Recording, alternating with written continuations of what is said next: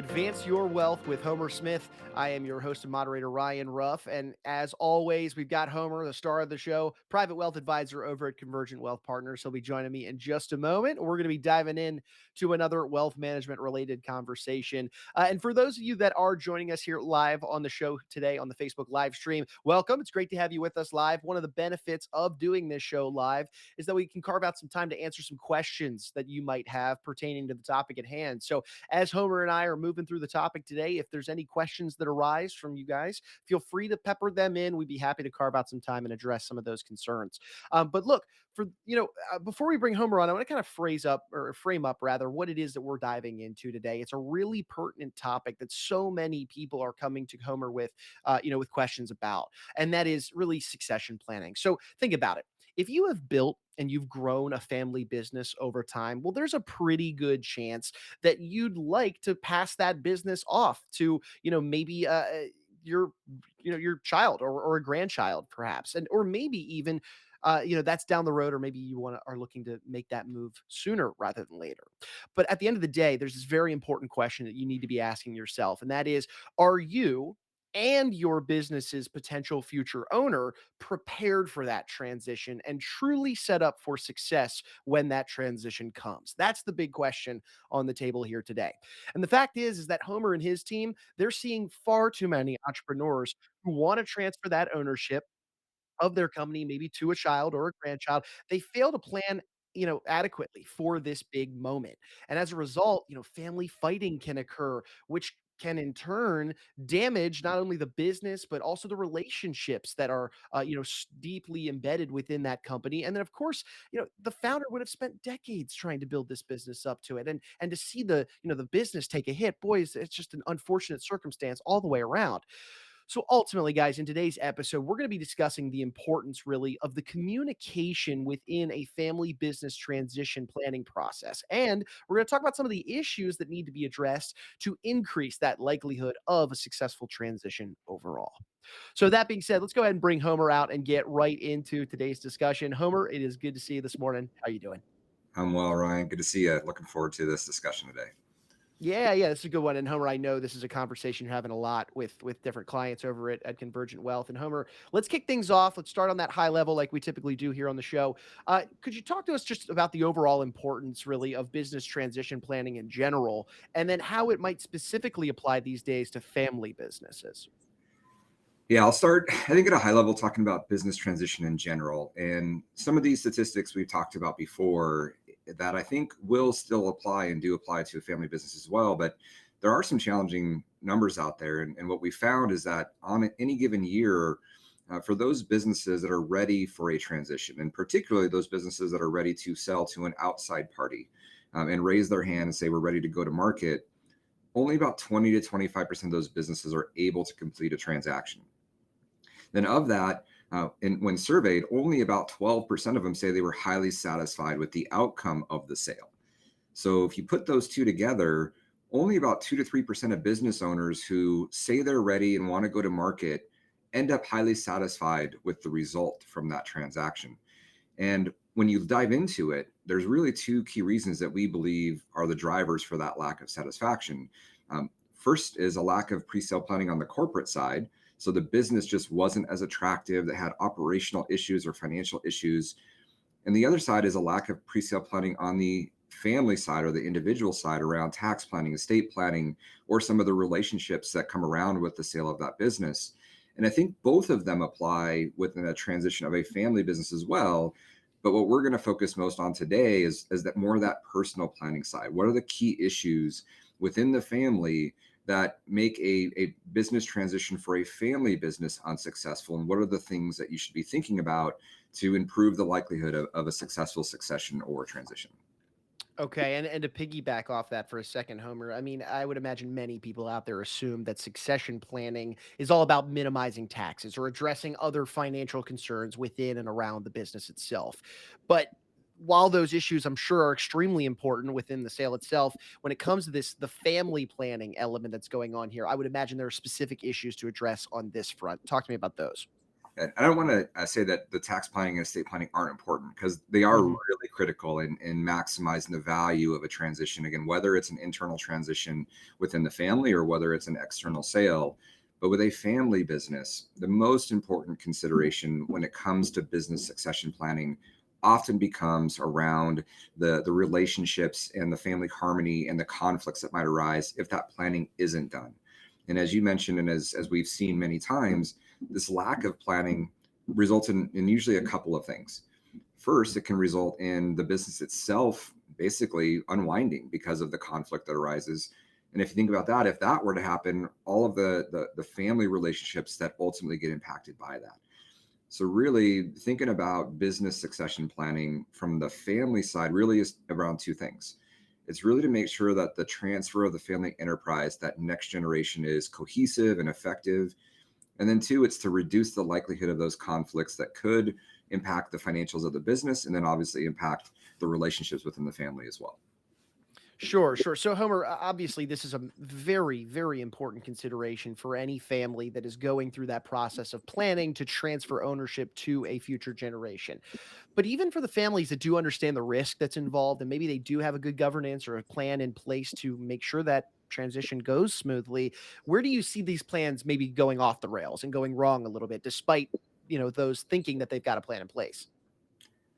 First, I'd say keep in mind that there's a really significant difference between putting a well-designed succession plan in place and then actually making sure it's adhered to and followed down the generations. And so even if all of the mechanical pieces of a succession are put in place, you have the right trust, the right partnerships, all of the right pieces from a technical standpoint put in place, it doesn't mean that family isn't going to fight over those assets. And from surveys that we've done with these family businesses, what we found is that in two-thirds of the cases in a family business transition, some level of conflicts arise within 2 years of that transfer. And then of those conflicts that arise, over 50% of them, around 50% of them, are classified as severe conflicts. And so, all of this, can go wrong. Where I see these plans go the most wrong is that too much emphasis is just placed on the mechanics of the transition, and not enough is really placed on really identifying where are those family disharmony issues going to come up, where are the issues of the next generation really being prepared for this transition being addressed, because that's where the conflict is really going to arise. Roger that. So bottom lining it really, it sounds like there's a very clear and apparent, danger really within this process that families need to be understanding. And that is that family fighting is an issue that can and in most cases will occur 2/3 of the time you mentioned. So, I mean, that's gotta be a key focal area. Am I correct in saying that? Yeah, and the reality is, a lot of families, when you first talk to them, you say, "Well, how are the relationships between Mhm. everybody within the family?" And say, "Look, we're good. Everybody's gets along, and we're in good shape." But the reality is, even if you don't think that this could happen, the stats say something else. And to your point, two-thirds of the time, some level of conflict, and then half of those turn into severe conflicts. And these conflicts are really problematic, as we've already addressed. I mean, it's often disastrous to these family enterprises, because now we're talking about potentially multiple generations, and multiple generations that not only are working within the business but rely on the income and the success of that business as well. And so keep in mind too that disgruntled family members, no matter how good your governance structure is in place, can always file lawsuits. And so even if they're frivolous, even if they're not likely to succeed, the time, the energy, the resources that are dedicated to having to deal with that issue is just can by itself be disastrous within the family.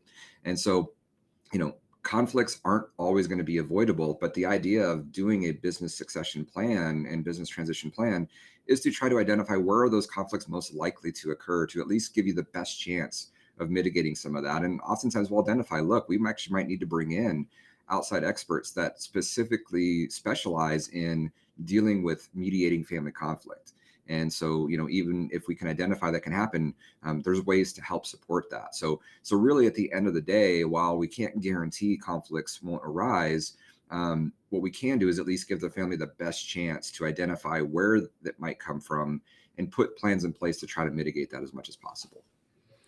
Makes sense to me. So given that, that likelihood really of conflict and that potential damage that comes with the conflict entering the picture during this process, Homer, how would you say then a family business should take that first step forward in going through that, developing that family transition plan of the business and making sure it all makes sense in the long run?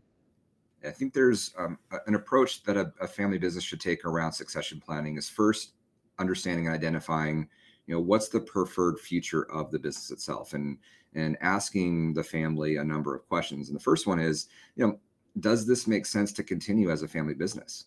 Has the business gotten to a level of complexity or even value in the current economic environment that considering an outside sale actually makes sense? But if it's going to be kept in the family, is the next generation at this point capable of continuing the success of the business? And if not, what kind of plans are being put in place to get them there? And then also another area that conflict arises that needs to be addressed and asked around is, what's the difference in terms of equity or how it works within the family when there's family members that are working in the business or the family enterprise and those that are not working in the family business. So addressing those key areas are going to identify, if the goal ultimately is to keep this business in the family, and if the goal is to mitigate and minimize conflict, then some level of a family business succession transition plan is going to be critical. Roger that. So succession and transition planning, it's paramount for family businesses as a whole. I would imagine then, Homer, in a lot of cases, you're probably experiencing businesses where, it's probably been passed down from maybe a few generations. And let's say it's a business that we're talking is generations old, a few hundred years old, maybe.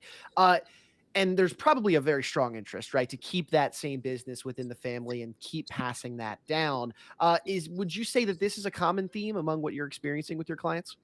And in the research we've done and just the conversations we've had with our own families that we work with, there is a strong desire that these businesses stay within the family, and even beyond that, not just for the next generation, but a large percentage of them, over 40%, even prefer to go to the level of creating more of a family enterprise or family dynasty structure. And the way we kind of think about and define that is a family that wants to have a cohesive economic and values structure in place for at least the next 5 generations.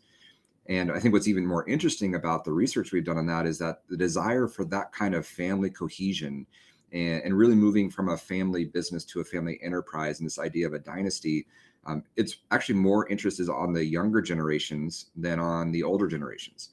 And so, what that tells me is the need for family succession planning and family business planning for how to make that transition successful, not only in transitioning the family assets, but transitioning those values and those core beliefs across multiple generations is really critical. Sure thing, Homer. So it seems to me that your thought succession planning at the end of the day needs to address, yes, those technical concerns we talked about, the tax mitigation, the business structure, all the real, the heart of that conversation, but also focusing on that human element to, facilitate a successful transfer within the family itself. Hardest step in so many of these wealth management processes that we talk about on this show, Homer, is that first step. It's starting this process. How would you say a family should typically approach this planning process? And how do you guys typically help your clients with, getting started? I think where I'll start on that is talking about what often happens if families don't go down the road of doing that kind of planning. And we've talked about this in previous episodes, and we've talked about family constitutions and the importance of family meetings and things of that nature. And the studies show, and work done especially by the Williams Group, is that 70% of wealth transfers fail to make it past the second generation, and 90% of wealth transfers fail to make it past the third generation. So those are some pretty severe stats for that. If good planning isn't done, what could happen to the family wealth over time? And what we also have seen in the research is that those family enterprises that have more what we call a family office structure in place tend to have less severe conflict than those that are just strictly looking at it from a family business perspective. And I think there's a number of reasons that could go into that. But I think one important consideration for that is that if you have a single family office or even a multi-family office or virtual family office structure in place, which is really where we focus on, the level of planning it comes from a more holistic approach is going to be able to identify a number of those conflicts. So rather than just looking at it from a tax planning, estate planning, asset protection planning, we really do dive into that human element that you mentioned and focus on a deep level of discovery of not only the founders of the business or the current generation that's running the company, but learning really about each of the generations within the family, and what are their goals and hopes and dreams and interests, and how does that play into the bigger picture family planning, and help them identify, should we be having regular family meetings, and putting more structure in place to address the family harmony side and heir preparedness side of the equation, and not just the more structural governance side of the equation. So you're really the first step that families take, that we work with, and it's another area that we've spoken about before, is this idea of a review of their overall financial picture, or what we term a stress test. And I think the importance of that is that in the surveys that we've done of wealthy family business owners, is that 90% of the time when a single family office or a family business has had a stress test completed, that severe issues, gaps, opportunities are identified. So even if you do have that family office structure in place, if it's not regularly reviewed, tax laws change, issues within the family change. If you're not regularly reviewing it and stress testing the overall structure, issues are going to ultimately bubble up. So having that stress testing process in place is going to be the first step. So, doing that doesn't guarantee, again, that we're going to avoid family conflicts, but the combination of putting a plan in place at the very least, so having some of that family office structure, putting that business succession planning in place, and then stress testing on a regular basis, is going to give you the best chance to reduce the likelihood of those severe conflicts coming up. Oh, no, there's a lot of great value out there for our audience in this conversation today. Yeah, we've spoken about stress testing a lot on this show. So for anybody out there, if you're looking for a more comprehensive overview of a stress test and get into the nuts and bolts of that, travel back in time, check out our show on the different platforms out there, and you'll be able to, uncover those episodes. But Homer, for those out there that are absorbing this information, maybe they've got a family business themselves, maybe they're thinking about that day when succession planning and that transition process is going to take effect in their life. And, they're hearing you and they're absorbing this idea of a stress test and why it's so valuable. I mean, that was a pretty staggering statistic that you mentioned. 90% of those, excuse me, single family business owners or single family offices going through this process, 90% of the stress tests were uncovering issues or opportunities within their existing plan. That's a staggering number. So for anybody out there that may be interested in going through a stress test process with you and your team, or even just opening up a dialogue in general to talk about succession planning, what would be the best way they could get in touch with you guys? Yeah, I think I'll start that by mentioning the idea that it happens in all the conversations we have with successful families and business owners that we work with, is that this process can be a little overwhelming. That the level of detail and the amount of areas in their life that have issues going on, it can be overwhelming to start the process because of the amount of perceived work it might take to get into that.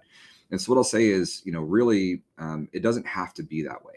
And the way that we approach it in our first meetings and discovery process with clients is really just, starting with what are what are the most critical issues you're dealing with right now. Let's just start with what's right in front of you that's causing the most stress or concern, or maybe it's not stress or concern, but it's just, it's an issue that's starting to bubble up. How can we help you solve that one issue? And then slowly over time, work through all of the bigger picture planning that's going to need to be there for the family. So I want to start with that it doesn't have to be some massive project right at the beginning. But with that, for those of you that are interested in this idea in general of a family office structure, business and family succession planning, and just starting the conversation, the best way to reach out is go to our website or email me directly, and we'll be happy to set up a strategy call just to learn a bit more about what you have going on, and see if there's something there that we might be able to bring value on for you. Fantastic. Well, Homer, look, I know you're a busy guy. You got a lot of clients to serve. We'll let you get back to doing that, but I appreciate you carving some time out here today to dive into this topic that I know is front and center for you and your clients, the succession planning, really mountain of a challenge that it, can be the case for so many people out there. But appreciate you sharing your wisdom, and looking forward to being back on the next one with you. All right. Thanks, Ryan. Alrighty. Hey, look, as always, we're going to take a final moment and say thank you to our audience. We appreciate you guys jumping on board and being with us here on the show today. If you took anything away from today's conversation, you benefited from it in any way, shape, or form, go ahead and subscribe to the show on whichever platform you check this out on today. And then, of course, share this information with any friends, family business owners, anybody that would benefit from these types of conversations. At the end of the day, we're just taking the same strategies, the solutions, the conversations that Homer is having with his clients at Convergent Wealth, and we're bringing them right here to you guys on this show. So by subscribing to the show on the platform that you saw us on today, that way you'll never miss out on a future beneficial conversation to you and yours. So for Homer, I'm Ryan. We're going to go ahead and say so long today, but we appreciate you stopping by and being part of the show here on Advance Your Wealth.